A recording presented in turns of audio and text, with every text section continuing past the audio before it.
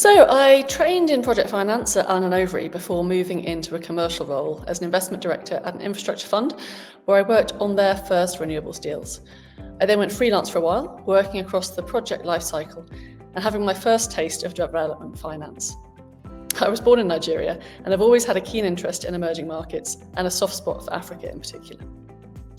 I met up with GreenCo's CEO, Anna Haiduka, who I knew from Allen & Overy, socially one day in summer 2015, when she had just secured the first grant from the Rockefeller Foundation for the GreenCo feasibility study.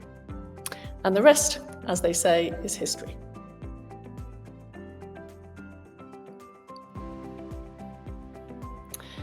Traditionally, if a developer built a solar farm, they'd sell all the power generated under long-term, usually 25-year, arrangements with the national utility. But unfortunately, most national utilities in the region are financially challenged. Recognition that the lack of creditworthy long-term purchasers of power was the key impediment to financing new renewable energy generation in Africa was the birth of GreenCo.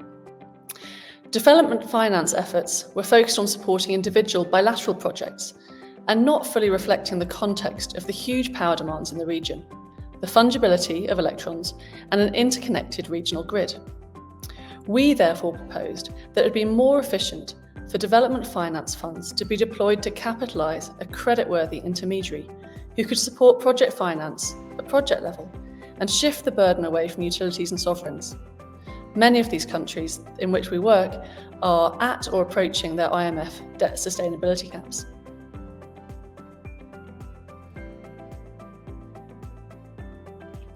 So GreenCo is a renewable energy trader and service provider. We're headquartered in Lusaka, Zambia, and licensed to trade electricity in Zambia, Zimbabwe, Namibia, and hopefully very soon, South Africa. We buy renewable energy from a portfolio of generators and take risk on our ability to sell that power profitably to a portfolio of consumers and through the markets of the Southern African Power Pool, of which we were the first member to join under the market participant category, and are still the only active non-asset owning trader. Our skilled trading team trades on the markets every day using our bespoke market-leading energy trading and risk management system. We also use our skills and relationships to design and implement other power transactions.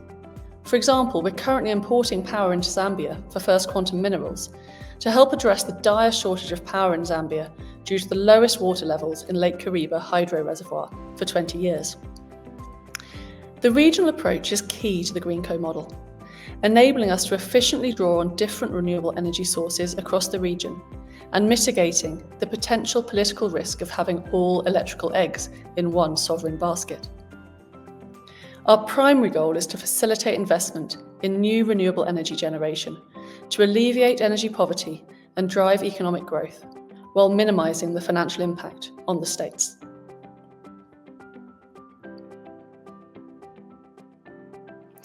Close cooperation with national governments, utilities and regulators has been absolutely key.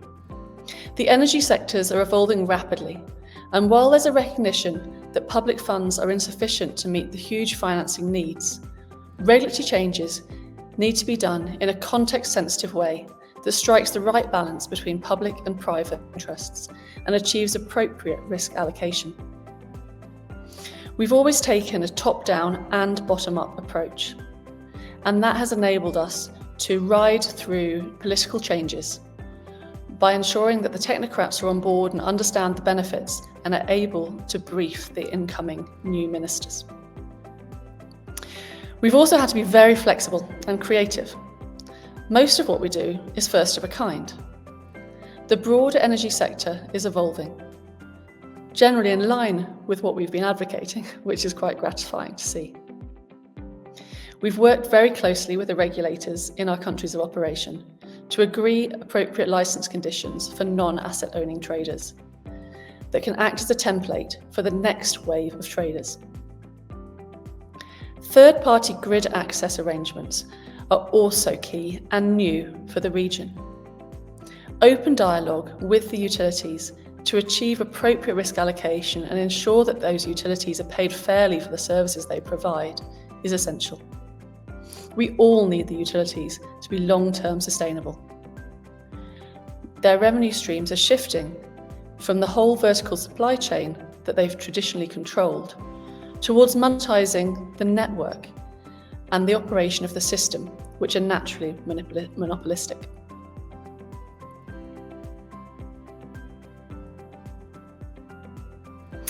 Good question. There have been many milestones along the way, but a few stand out. The first is probably the issuance of our trading license in Zambia. It was the first trading license to be issued. The role of the trader in the Zambian market was expressly introduced in the Electricity Act and the Energy Regulation Act of 2019, which we had provided input on, and was our first license in the region. Closely following that was our SAP membership. In order to secure that membership, as I mentioned, the first market participant member of SAP, we obtained the unanimous support of all of the SAP members, which includes all of the national utilities of the region. Formally, from submission of our application to being admitted took 37 days, plus 5 years of engagement prior to that to get everyone comfortable with what we were planning to do, including presenting at several of the annual meetings of SAP. Actually starting trading on SAP was also a very special moment. Other milestones that have been absolutely key along the way relate to the financing of GreenCo. We can't be a credit-worthy off-taker without a strong balance sheet. We've worked very closely with the development finance community to secure the financial support necessary to achieve that. The first approval came from the European Commission under the European Fund for Sustainable Development. We're working with Agence Française de Développement, the French DFI, and these approvals provided a clear validation of our approach and provided a huge amount of credibility, which assisted in subsequent fundraising. The equity investment by Africa and IFU, the Danish Development Bank, came next in October 2020. This was the start of weaning us off the grant funding we'd secured prior to that and recognising the commercial potential of the GreenCo model. IFU and Infraco continue to be our equity investors, and we're absolutely delighted to be working with them still, and grateful for the trust and shared vision that they showed. Reaching break-even this year, after a long journey, was also a great moment and a great relief. We need to put a lot of strong foundations in place first on the regulatory side, but it's great to see that coming to fruition. And finally, I've got to mention the team.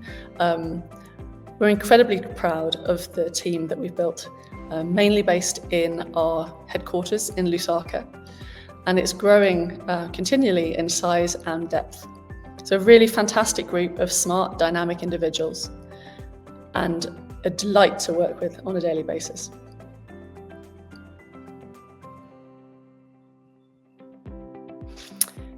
It's been a long journey. It was disappointing how few development finance institutions were willing to commit a relatively small amount to prove the GreenCo concept in the early stages. It seems to be much easier to get funding for technical assistance than to test a new, impactful and scalable business model.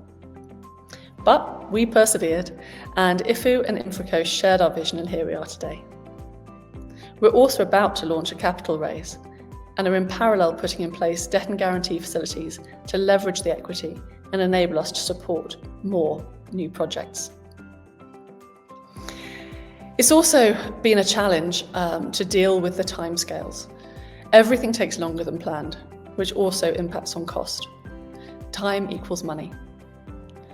After COVID and the widespread changes in personnel following the change of government in Zambia in 2021, things took longer than planned, but that actually meant we focused more attention on some of the other markets in the region, resulting us being where we are today, fully licensed in 3 countries, and I say hopefully very shortly in South Africa as well.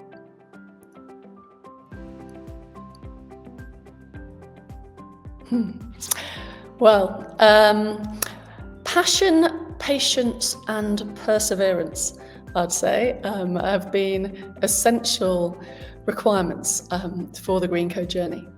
Our goal has always been to create a long-term sustainable business that supports and is fully integrated in the local energy ecosystem. Energy is an emotive and often politically charged topic, so we've invested a lot of time and energy in explaining what we do and what the benefits to the system are. We've also provided input into regulatory adjustments in a number of countries to help ensure transparent and non-discriminatory access to the grid and create a conducive investment environment.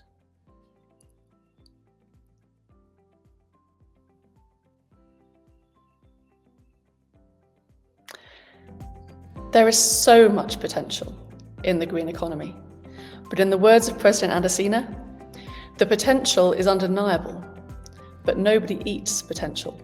We have to unlock that potential. Energy is the engine of growth, and Africa has abundant natural energy resources.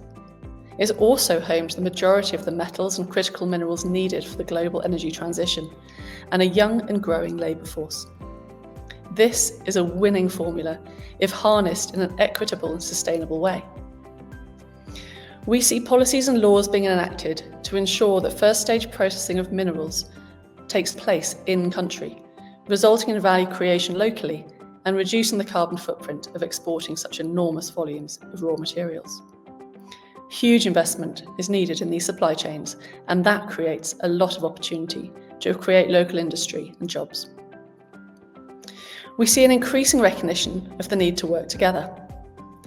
The African Continental Free Trade Agreement and the African Union's vision for a single electricity market are some examples.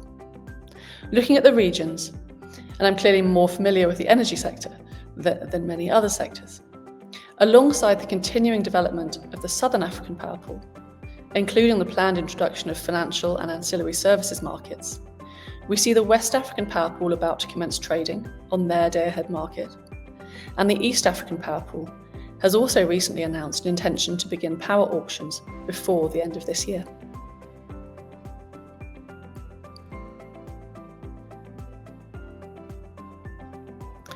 One of the things I like most about Aegis is that it looked at the bigger picture of the different elements of the green and blue economies and how they interact and intersect.